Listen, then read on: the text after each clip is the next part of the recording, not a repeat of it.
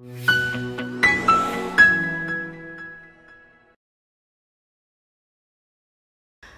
Everyone, welcome to our channel.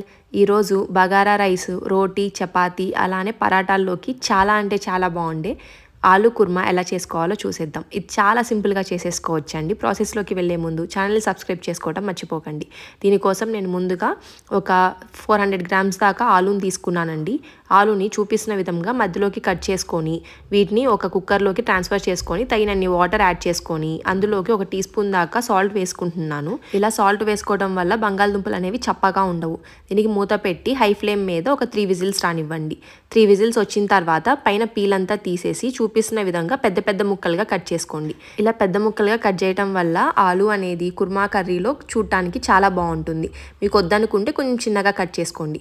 ఇప్పుడు ఒక mixie jar తీసుకొని అందులోకి కొంచెం పెద్ద ముక్కలుగా కట్ చేసుకున్న 3 టమాటాలు, పెద్దవి అయితే కనుక 2 తీసుకొని అందులోకి ఒక 6 నుంచి 7 జీడిపప్పు పలుకులు వేసుకొని ఫైన్గా గ్రైండ్ పట్టుకొని పక్కన పెట్టుకోవాలి.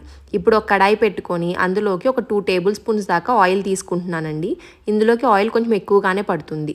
ఆయిల్ లైట్గా హీట్ ఎక్కిన తర్వాత అందులోకి 1 ఇంచు దాల్చిన చెక్క, 2 యాలకులు, 2 లవంగాయలు, 1 బిర్యానీ ఆకు, అలానే ఒక 1/2 టీ స్పూన్ దాకా జీలకర్ర వేసి ఈ స్పైసెస్ అన్నిటిని ఫ్రై చేసుకోవాలి. అవి లైట్గా ఫ్రై అయ్యాక అందులోకి మధ్యలోకి చీర్చుకున్న ఒక పచ్చిమిర్చి, అలానే సన్నగా తరుక్కున్న ఒక పెద్ద ఉల్లిపాయ వేసుకోవాలి.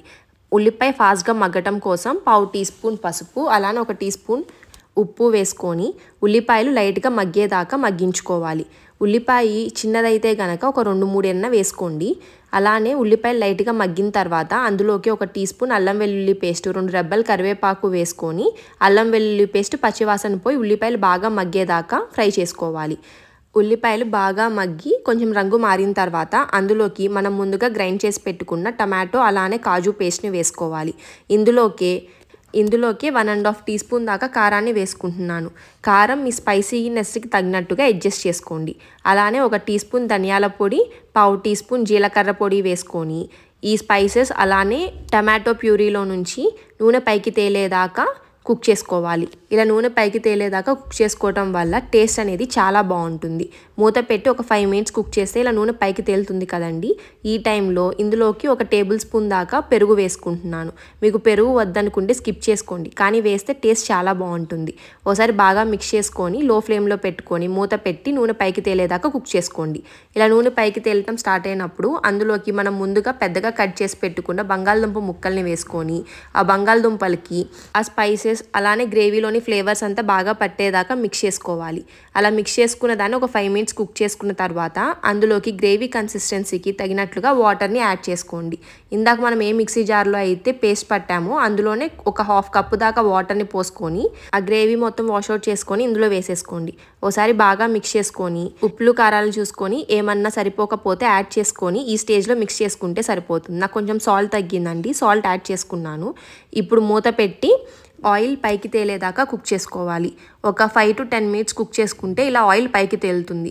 ఈ స్టేజ్లో ఒకసారి బాగా మిక్స్ చేసుకొని అందులోకి గరం మసాలా వేసుకుందాం. మీకు గరం మసాలా వద్దనుకుంటే స్కిప్ చేసేసుకోండి, కానీ వేస్తే ఫ్లేవర్ బాగుంటుంది. ఈ గరం మసాలా వేసిన వెంటనే మనకి గ్రేవీ అనేది కొంచెం చిక్కగా అయిపోతుంది.